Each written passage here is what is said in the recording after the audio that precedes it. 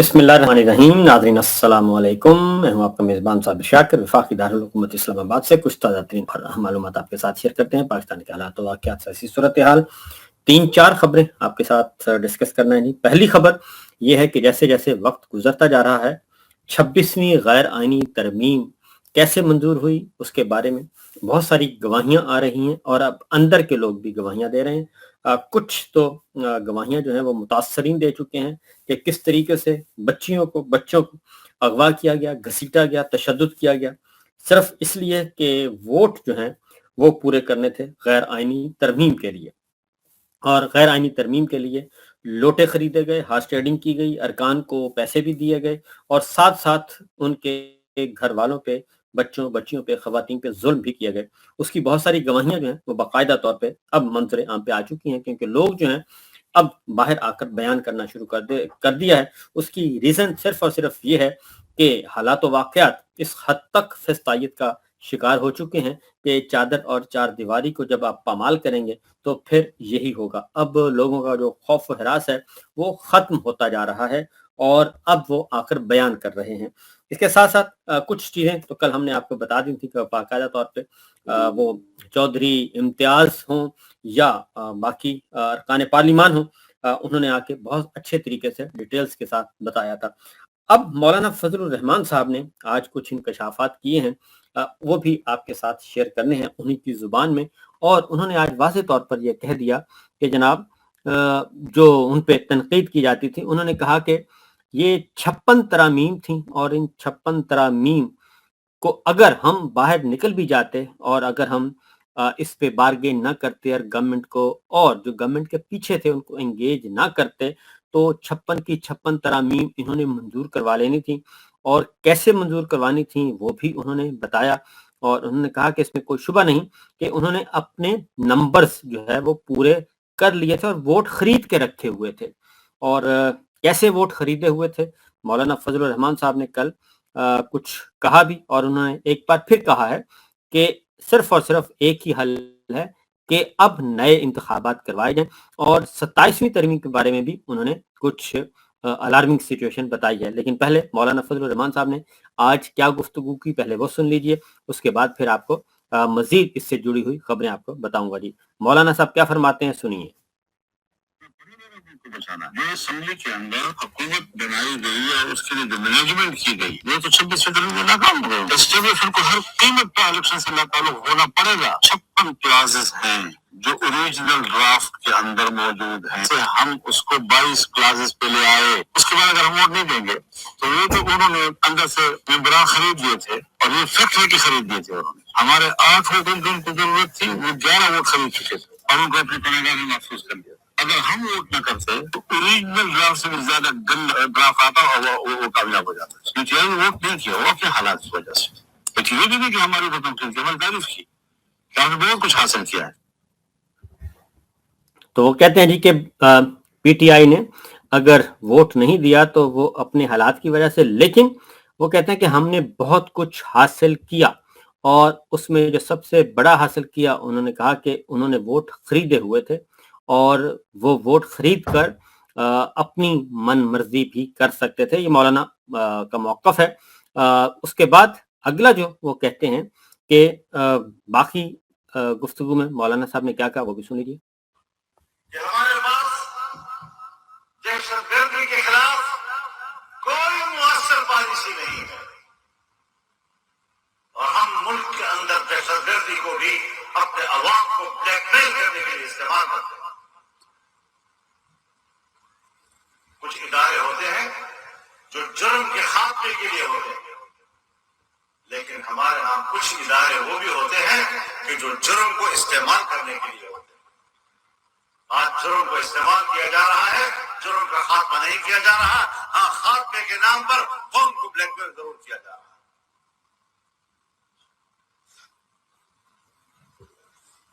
कोई अल्लाह का खौफ नहीं, कोई अपने आप को अल्लाह के सामने जवाब दे नहीं समझता। इनको वक्त निकल मरना भी नहीं है और कभी अल्लाह के सामने पेश भी नहीं होना। ये वो बात कर रहे हैं और उसके साथ नेक्स्ट उन्होंने क्या कहा वो भी सुनिए। हम ऐवान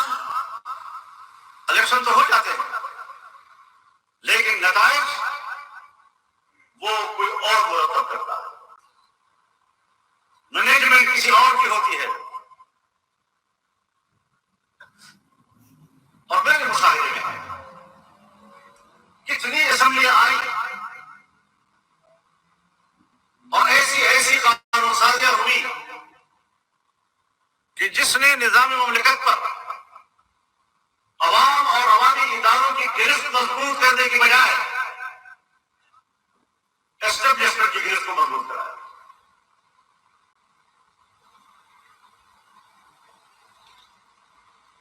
آج کی منصوبہ تو یہی تھا کہ مزید پیش رفت کی جائے,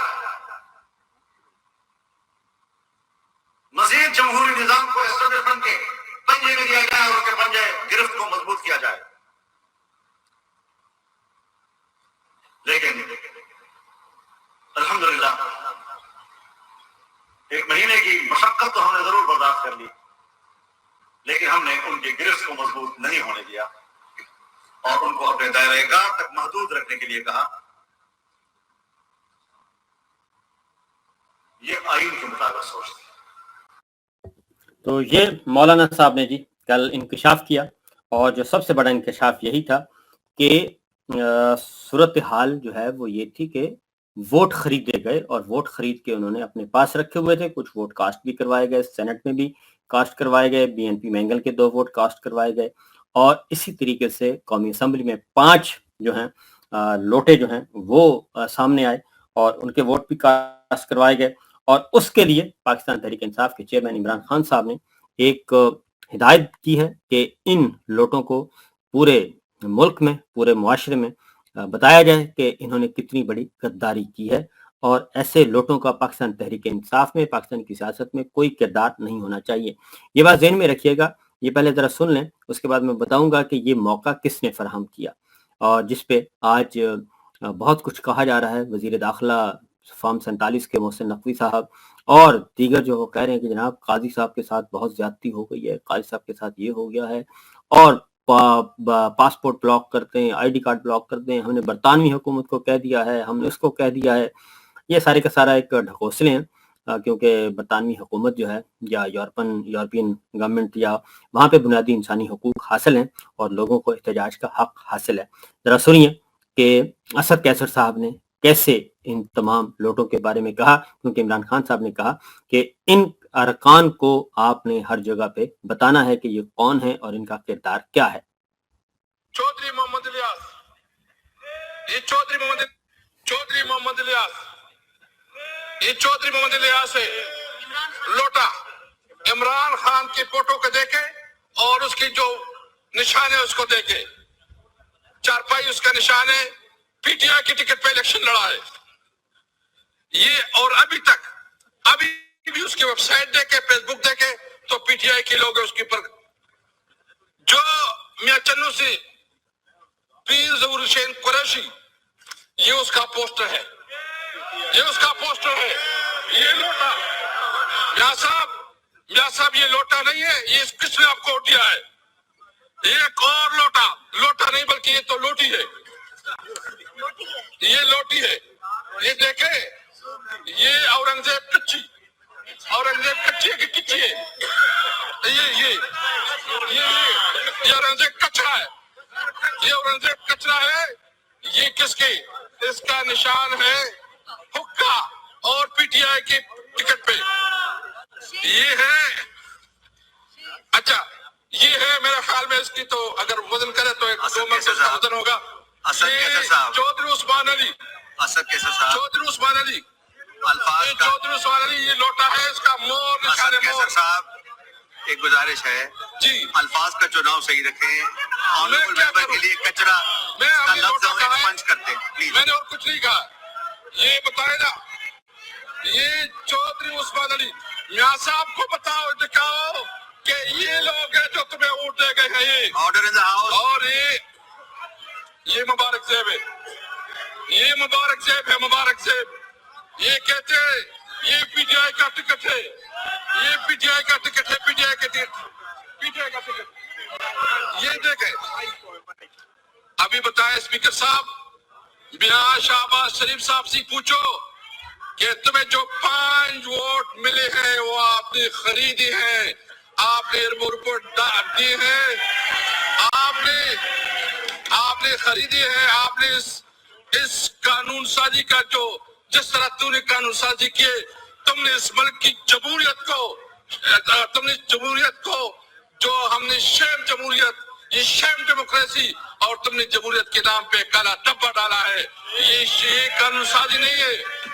और मैं आपको एक तो ये सूरत हाल इस वक्त हो रही है। ये तो थी 26वीं गैर आईनी तरमीम और इसको चैलेंज भी हो चुकी है और इसीलिए इस सारे मामले को रोकने के लिए सुप्रीम कोर्ट बार एसोसिएशन के इलेक्शन को भी गंदा किया गया और उसमें भी धांधली और वोटों की खरीदो फरोख्त जो है वो पहली दफा हमें देखने को मिली है। बहरहाल तो गैर आईनी तरमीम की 26वीं इसका मुस्तकबिल काफी तारीक नजर आ रहा है क्योंकि सुप्रीम कोर्ट ऑफ पाकिस्तान के तकरीबन 11-12 जजेस जो हैं वो मुत्तहिद हो चुके हैं और इसीलिए नए जजेस लाकर कोशिश की जा रही है कि उन जजेस की तादाद को कम किया जाए और जो लाइक माइंडेड जजेस हों जो 26वीं गैर आईनी तरमीम को सपोर्ट कर सकें उनकी तादाद में इजाफा किया जाए। लेकिन एक और उफ्ताद आन पड़ी है कि पाकिस्तान पीपल्स पार्टी ने जो जुडिशल कमीशन बनाया जाना है उसमें पाकिस्तान पीपल्स पार्टी ने 2 सीटें मांग ली हैं जो कि जजेस की अपॉइंटमेंट वाली का जो कमेटी है उसके बारे में, क्योंकि ये 26वीं गैर आईनी तरमीम के बारे में एक और भी इजाफा किया गया है और जजेस की जो रिक्रूटमेंट होनी है हाई कोर्ट और सुप्रीम कोर्ट में उसके लिए बाकायदा तौर पे अब पार्लियामेंट्री कमेटी और जुडिशल कमीशन जो है वो इकट्ठे काम करेगा। उसमें पाकिस्तान पीपल्स पार्टी ने कहा है कि जनाब दोनों मेंबर्स जो हैं वो हमारे होने चाहिए।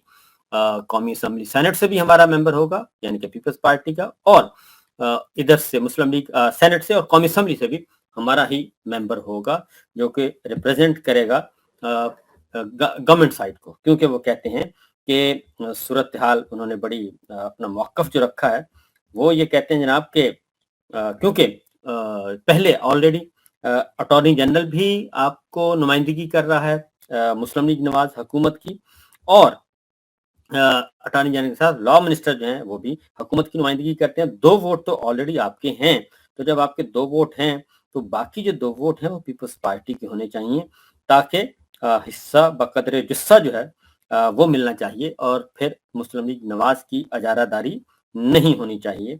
ये हिस्सा भी उन्होंने मांग लिया है पाकिस्तान पीपल्स पार्टी ने और 2 अपने जो कैंडिडेट हैं वो भी नॉमिनेट कर दी हैं। उनके मैं नाम भी आपको बताए देता हूं क्योंकि उन्होंने वाज़ेह तौर पर बताया जनाब के कौमी असम्बली से जी बिलावल भुट्टो जरदारी साहब वो खुद बैठेंगे जजेस रिक्रूटमेंट कमेटी में और सेनेट से बिलावल भुट्टो हैं और इसी तरीके से जो दूसरा नाम है वो भी सेनेट से भी उन्होंने अपना नाम दिया, फारूक एच नाइक साहब का नाम दिया है कि ये होंगे हमारे। तो 2 नामों की हुकूमत ने मंजूरी दी है जी। कौमी असम्बली से बिलावल जरदारी साहब का नाम दिया है और सेनेट से इरफान सिद्दीकी साहब का और पीपल्स हुकूमत ने ये बात नहीं मानी जबकि उन्होंने कहा था कि फारूक एच नाइक होना चाहिए और बिलावल भुट्टो जरदारी होने चाहिए और वोट बराबर होने चाहिए। देखते हैं कि मुस्लिम लीग नवाज की इस बात पे पाकिस्तान पीपल्स पार्टी क्या फरमाती है। एक और जो धचका लगा है वो भी आपको बता दूं कि 26वीं गैर आईनी तरमीम के बाद एक 27वीं गैर आईनी तरमीम की बात भी की जा रही है। तो आज जस्टिस अत्तर मिनल्ला साहब ने एक नोट तहरीर किया, एक फैसला आया था जी बुनियादी इंसानी हकूक के हवाले से उन्होंने एक नोट इजाफी नोट है सुप्रीम कोर्ट का फैसला ये तहरीर किया था काजी फाइज ईसा साहब ने। अत्तर मिनल्ला साहब ने उसमें एक एडिशन की है कि आर्टिकल 8 अत्तर मिनल्ला साहब ने कहा है कि आर्टिकल 8 रियासत को ऐसी हर तरह की कानून साजी से रोकता है जो बुनियादी हकूक को ख़त्म या महदूद करे और ये नाकाबिले तसव्वुर है कि सुप्रीम कोर्ट शहरियों के बुनियादी हकूक छीन ले। ये उन्होंने कहा कि सुप्रीम कोर्ट शहरियों के बुनियादी हकूक छीन ले, यानी पार्लियामेंटेरियंस तो क्या, पार्लियामान तो क्या, सुप्रीम कोर्ट भी शहरियों के बुनियादी हकूक ना छीन सकती है, ना ख़त्म कर सकती है, ना महदूद कर सकती है। ये नाकाबिले तसव्वुर एक हकीकत इसको कॉन्सेप्ट है, ये नहीं होना चाहिए।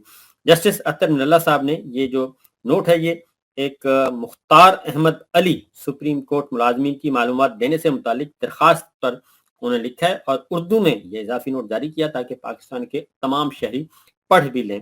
جسٹس ستر ملہ صاحب نے کہا کہ انہوں نے کہا کہ معلومات تک رسائی کا حق آئین کے آرٹیکل 19A میں دیا گیا ہے، کوئی حکومت یا ادارہ معلومات تک رسائی کے بنیادی حق سے محروم نہیں کر سکتی، اور انہوں نے کہا کہ آرٹیکل 19A کے بنیادی حق کا استعمال مناسب پابندیوں کے تابع ہے، مناسب پابندیوں کی اصطلاح آئینی حق کا دائرہ محدود کرنے کا اختیار نہیں دیتا، اور آرٹیکل 8 جس میں یہ تبدیلی کرنا چاہ رہے تھے 26ویں آئینی ترمیم، غیر آئینی ترمیم میں بھی جو تبدیلی کرنا چاہ رہے تھے، اور اب یہ 27ویں ترمیم کی جو باتیں کی جا رہی ہیں کہ ہم اس کو دوبارہ لے کے آئیں گے، تو اس کے بارے میں جیسے اطمین اللہ صاحب کہہ رہے ہیں کہ آرٹیکل 8 ریاست کو ایسی قانون سازی سے روکتا ہے جو بنیادی حقوق کو ختم یا محدود کرے، اور سپریم کورٹ بنیادی حقوق کے تناظر میں دیگر اداروں کے اقدامات کا عدالتی جائزہ لیتی ہے، اور یہ ناقابل تصور ہے کہ سپریم کورٹ شہریوں کے بنیادی حقوق سے چھین لے۔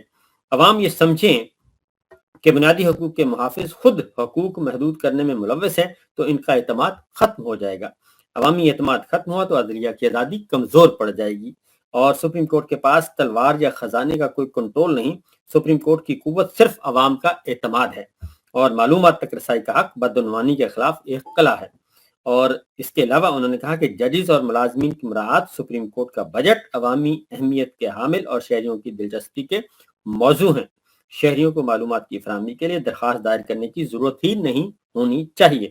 اور انہوں نے یہ بھی کہا کہ انہوں نے واضح طور پر اب اس بات کو بھی کرنا فیصلہ کہ آرٹیکل 8 کی بھی لگے ہاتھوں انہوں نے وضاحت کر دی ہے، اور اس طریقے سے جو یہ پیش بندیاں یہ جو کر رہے ہیں پلاننگز کر رہے ہیں اس کی پیش بندی پہلے سے کی جا رہی ہے سپریم کورٹ آف پاکستان کی طرف سے۔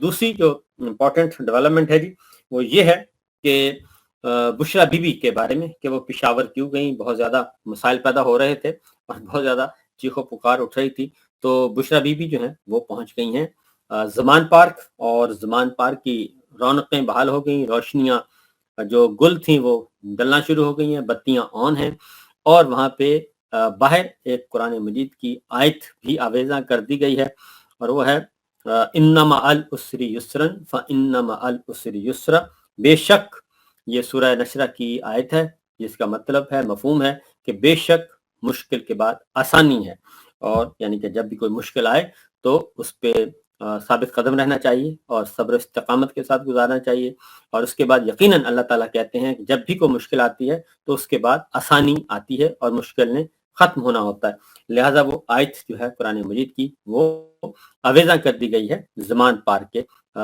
چھت پہ، اور اس طریقے سے روشنیاں بحال، بشرا بی بی زمان پارک پہنچ چکی ہیں، اور اب وہ وہاں پہ قیام کریں گی۔ شوکت خانم ہاسپٹل میں ان کا میڈیکل چیک اپ بھی ہے، اور ان کی پشاور ہائی کورٹ سے جو ہے وہ ضمانت جو ہے حفاظتی ضمانت وہ منظور ہو چکی ہے، اور انہوں نے کل عمران خان صاحب سے ایک طویل ملاقات بھی کی حاضری کے موقع پہ، کیونکہ القادر ٹرسٹ کیس تھا اور ان کی حاضری تھی، اور اس موقع پہ ان کی 1 ماہ کے بعد تقریباً ملاقات ہوئی ہے، کیونکہ بشرا بی بی بھی قید تنہائی میں تھیں اور عمران خان صاحب بھی قید تنہائی میں تھے، اور اس طریقے سے اب بشرا بی بی کی ضمانت ہو گئی، تو بشرا بی بی زمان پارک پہنچ چکی ہیں، اور انہوں نے یہ جو تاثر دیا جا رہا تھا کہ اور اس پہ کافی لیدیں ہو رہی تھی، خاص طور پہ نون لیگ بہت زیادہ پریشان دکھائی دے رہی تھی کہ آخر کیا ماجرا ہے، تو اصل ماجرا یہی تھا کہ بشرا بی بی کو گرفتار کرنے کا ان کا پلان تھا جو کہ انہوں نے ناکام بنایا، اور اب پشاور ہائی کورٹ سے حفاظتی ضمانت کے ساتھ وہ آئی ہیں، اس کا مطلب ہے کہ انہیں اب یہ گورنمنٹ گرفتار، مریم سرکار گرفتار نہیں کر سکتی۔ فی الوقت اتنا ہی، باقی انشاءاللہ اگلے ویلاگ میں اجازت دیجیے، اللہ حافظ۔